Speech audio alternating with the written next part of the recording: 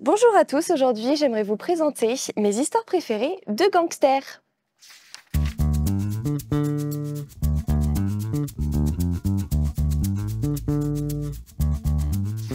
Donc j'aimerais vous présenter aujourd'hui mon premier coup de cœur qui s'appelle La Voix du Tablier. C'est un manga qui parle d'un ancien yakuza qui est maintenant homme au foyer. Ce manga est vraiment extrêmement drôle. Ce n'est pas une histoire en continu, ce sont juste des petits sketchs. Donc ce manga raconte l'histoire de Tatsu l'Immortel, qui est un ancien yakuza qui se retrouve maintenant homme au foyer. Et ce manga est extrêmement drôle parce qu'en fait, on se rend compte au fil des petits sketchs qu'on peut retrouver à l'intérieur qu'en fait, Tatsu, même si c'est un excellent homme au foyer, il a toujours un bon fond de yakuza. Donc tout ce qu'il fait est un petit peu transformé en mission du jour, en sauvetage. On a par exemple un sketch à l'intérieur que j'adore où il va avec sa femme au supermarché. Et il va voir le monsieur qui travaille au supermarché et il lui dit « Est-ce que vous avez de la poudre blanche ?» Et lui, il devient tout blanc et il est là « Non, non, on fait pas ça du tout !» Et en fait, sa femme explique qu'il veut de la farine. Donc tout ce qu'il fait est tourné de façon très humoristique, il fait aussi très peur, il fait parfois des têtes où on voit bien que c'est un ancien yakuza et il était le meilleur de son milieu. Et c'est vraiment extrêmement drôle.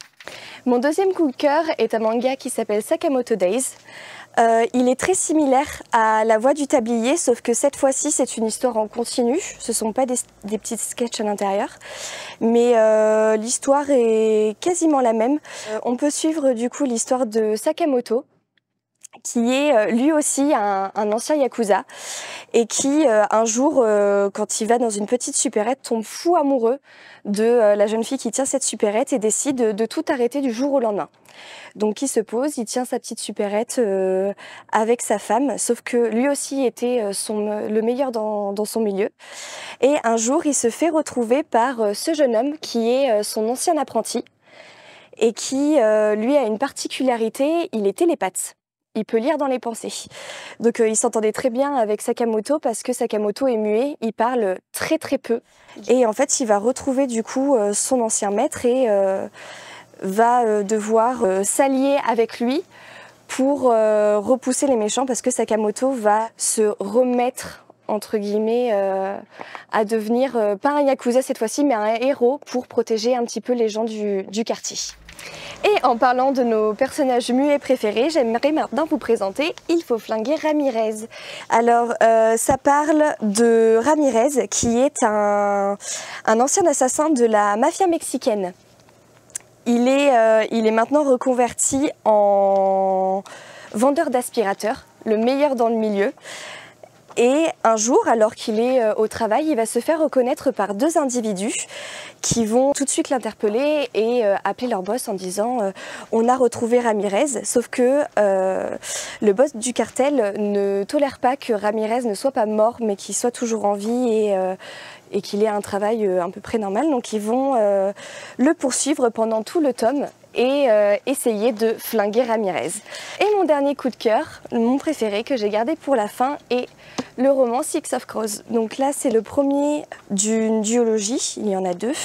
On peut suivre l'histoire de Casebreaker, qui est un chef de gang dans la ville de Ketterdam. Il se retrouve un jour, donc c'est dans un univers utopique où il y a plein de magie, dont des sorciers un petit peu qu'on appelle des grishas. Sauf qu'un jour, Kaz est interpellé parce qu'il y a une nouvelle drogue dans ce monde qui s'appelle le Jurdaparem, qui transforme les pouvoirs des grishas pour les démultiplier et les changer un petit peu. Sauf que Kaz, le bien-être des grishas et la drogue, c'est pas du tout son problème, sauf qu'il est engagé par un des plus riches marchands de son pays pour aller kidnapper la personne qui a créé cette drogue et le ramener à Ketterdam. Donc il est payé 3 millions, donc lui, vu que c'est un chef de gang, il part tout de suite et il emmène plusieurs de ses camarades avec lui. Tous les personnages sont vraiment très bien développés. Ils vont tous bien avec les autres. On a des duos qui se créent, on a une romance aussi, plusieurs romances qui se créent. Et Cass, qui est vraiment intelligent, peaufine des plans à tout va et c'est extrêmement, extrêmement bien à lire. On ne s'en lasse pas. Voilà, j'espère que mes coups de cœur vous plairont. Je vous dis à bientôt!